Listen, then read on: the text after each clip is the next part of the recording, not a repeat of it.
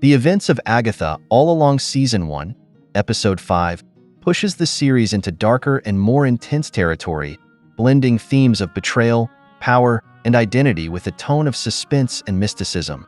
The episode builds on previous mysteries and relationships while laying the groundwork for an explosive finale. Let's break down the episode's key moments, character developments, and the thematic implications. Why do you hate me still? You were born evil. I ought to have killed you the moment you left my body. The reappearance of Evanora Harkness, Agatha's mother, is huge for both Agatha and the series.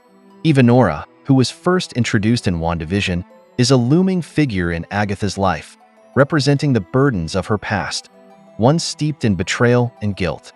The fact that the coven summons her spirit using the Ouija board, a symbol often associated with the unknown and dark forces, foreshadows the emotional and moral chaos about to unfold. Evanora accusing Agatha of being born evil is significant because it revisits the central question of Agatha's character. Is she inherently evil, or is she a product of her circumstances? This statement from her mother cuts deep, amplifying Agatha's inner conflict. Throughout WandaVision and now Agatha All Along, we've seen Agatha wrestle with her identity. On one hand, she seeks power and control, traits that have led to morally questionable decisions. On the other hand, her actions seem driven by survival instincts and the weight of her magical heritage. By accusing Agatha of being inherently corrupt, Evanora sows seeds of doubt within the coven and, by extension, in the audience. Evanora's presence is a ghostly manifestation of the emotional and psychological trauma Agatha carries. Her mother's influence is suffocating, binding Agatha to a cycle of guilt, betrayal, and desperation for validation, whether from power or relationships. Evanora's possession of Agatha is both a literal and metaphorical event. On the surface, it shows the dark magic that flows within Agatha's bloodline, making her susceptible to possession. But on a deeper level, it shows how Agatha is haunted and trapped by the shadows of her past. The possession sequence, with its intense visuals and the absorption of Alice's magic, represents Agatha's inability to break free from the consequences of her actions. It's a critical moment that further isolates her from the coven and deepens the audience's understanding of her tragic character arc. That's what this has always been about for you, isn't it? Of course it is. That's what all of this is about. For any of us. The Witch's Road itself has become an important metaphor throughout the series. It's not merely a physical path the coven must travel. It's a psychological journey reflecting the inner turmoil of each witch. Agatha's journey is particularly emblematic of someone trying to atone for past mistakes, even as those mistakes seem to define her. The road becomes a reflection of her fractured psyche, haunted by the ghost of her mother, the weight of the Darkhold, and the mistrust of her fellow witches. The use of the Ouija board to summon Evanora in a cabin drenched in 1980s nostalgia is also telling. The 80s are often seen as a period of excess and greed, with a pop culture emphasis on consumerism and power. This setting mirrors the coven's increasing hunger for power. They are being tested not just by the physical trials of the Witch's Road, but by their own moral limits.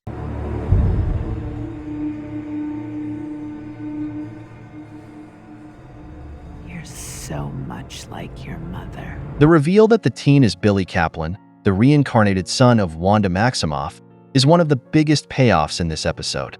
Billy's true identity as Wiccan is crucial because it ties the series directly to WandaVision and the broader MCU, while also complicating Agatha's relationship with him. Agatha's remark, "You're so much like your mother," reverberates with meaning on multiple levels.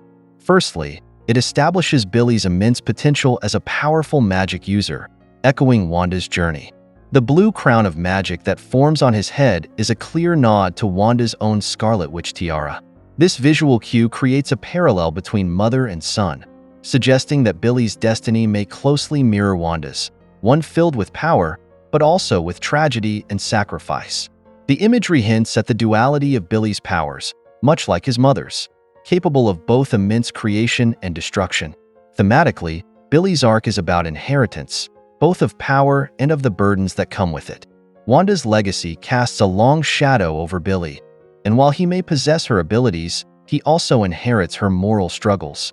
The potential for his powers to corrupt him is a fear that echoes Wanda's own descent into darkness in WandaVision. Billy's struggle with Alice's death reflects his internal battle between good and evil. On the surface, his anger at the Coven for their actions is justified, but his decision to channel his power in destructive ways, him controlling Jen and Lilia's bodies, shows how quickly great power can corrupt, even in the hands of someone with good intentions. Make it stop! Stop making it do that! We can't do it! Stop it! What are you doing? The image of Agatha, Jen, and Lilia sinking into the mud as they're overpowered by Billy is perhaps the episode's most symbolic visual moment. Mud has long been associated with impurity, filth, and moral decay. Here, it visually represents the witches' moral downfall. The witches' road has tested their resolve, but the deeper they go, the more they lose their sense of right and wrong. Sinking into the mud could also symbolize their inevitable fall into the abyss of their own desires. The witches' road was meant to be a path toward enlightenment or power, but instead, it has exposed the Coven's vulnerabilities and fractured their unity. The mud could also be interpreted as a manifestation of the witches' guilt, the weight of their collective and individual sins dragging them down.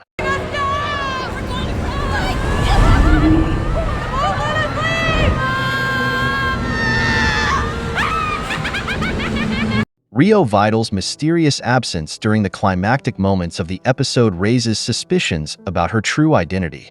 Theories that Rio might be the MCU's version of Lady Death grow stronger with each episode, and her absence here could imply that she's working behind the scenes to manipulate events. Lady Death is a cosmic entity closely associated with death and destruction in the comics, and Rio's association with death is becoming more apparent. Her earlier actions, such as hinting at possible betrayals within the Coven, suggest that she might be the puppet master pulling the strings.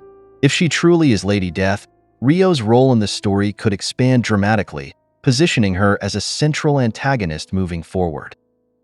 Episode 5 of Agatha All Along is a critical point in the series, with the show becoming darker and more complex as it explores themes of betrayal, power, inheritance, and moral decay. Agatha's haunted past, Billy's rise as Wiccan, and the Coven's disintegration create a multifaceted story that challenges both characters and viewers alike. Agatha's fall into darkness, paralleled by Billy's potential corruption, reflects the series' central theme: the dangerous allure of power and the moral compromises it forces. With the Coven broken, trust shattered, and the road ahead filled with uncertainty, the stage is set for an interesting conclusion that will likely redefine the roles of Agatha, Billy, and the rest of the MCU's magical world. Make sure to like and subscribe if you enjoyed this video, and I will see you in the next one.